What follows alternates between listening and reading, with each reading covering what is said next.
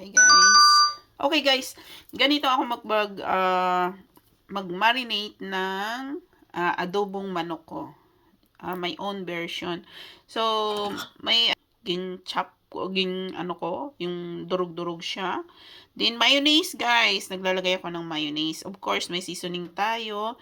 Yun. First, yun lang naman nilagay ko at ang chicken guys. Then, siyempre, lagyan natin ng paminta. O paminta. Of course, mas masarap kasi pag maraming paminta. So, tuyo. Lagyan natin, of course. Alam mo guys, paborito to ng mga anak ko. Always kung nire-request ng aking mga anak, ang adobong manok. Minsan kung may baboy ako guys, nilalagyan ko ng baboy kasi gustong gusto nila. Alam mo ba nauubos nila yan? Alam mo, isang buong manok yan guys.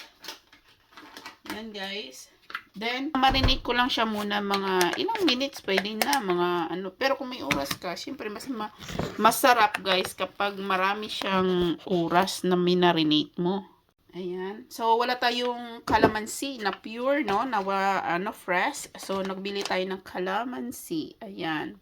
So, calamansi lang guys. Yan lang. Yan. Kunti lang. Para walang naman masyadong lang natin ang mayonnaise. Alam mo, malinamnam siya guys. Sa totoo lang. Ayan siya guys ha. Yan. Kaya sabi ko nga marinate. Tapos sa gabi, yun ang malasa talaga siya guys. Ang sarap. I-try nyo guys. Yan. Siyempre may tuyo na yan. Kaya medyo maalat-alat na rin konti. Yan. Yan. Ganyan lang siya. Then, huwag ka na mag-ano ka na. Natanong nga, anong pangalan yan, Uma? Sabi ko, yan is adobo. Pero yung version, gawa ko lang, version ko yan ng may mayonnaise. Pero ang pure adobo talaga, ginawan ko rin sila ng pure na adobo na walang mayonnaise. Alam mo, mas masarap daw yung may mayonnaise. Sabi ng dalawa kong anak. Ayun. Kaya kilala na nila pagdating sinabing adobo. Ayun na. Alam na. Nilagay mo lang sa ref. Okay. Ayan na guys. Sinalang na natin, no? Ilang 1 hour ko inilagay sa ref. Okay rin kung na ilagay mo lang sa tabi. Kasi may naman siya. So, 1 hour ko So, na-absorb na konti yun. Yung ng mayonnaise at ang mga ingredients na nakalagay dyan.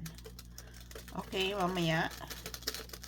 Yan guys, isabay natin laga yung yung egg natin. So, ang gagawin natin guys, syempre ang egg natin para hindi siya mag-crack. So, lagyan natin ng vinegar na konti. Yan. Yan ang secret guys ha. Vinegar. Yan. Konti lang. Okay. Okay na yan guys. Yan ang number 1 na secret kasi dati hindi ko alam yan. Ayan, tatakpan na natin guys. Then, ito kumukulo na yung ating naghahanap ako ng laurel. Masarap kasi pag merong complete. Ayan. Ayan, na siya guys. Kumukulo na. O yun. Yan, paborito to ng mga alaga ko guys. Yung mga anak ko. Ayan. Ako lang, syempre, depende din yan sa pagluto natin. May diskarte naman tayo bawat isa. Ayan. Pero i-try nyo guys kasi malasa siya.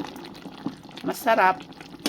Kasi dati hindi ko rin to. Hanap din ako ng masasarap na lulutuin para syempre matikman ng mga bata. Ganyan lang siya guys. Guys, nakita ko na yung laurel ko. Ay, ang sarap po. Iba yung lasa niya talaga pagka Yan guys, lagyan natin ng laurel. Ayan. Ayan. Ayan, tumatawag na si Dudong. Ayan.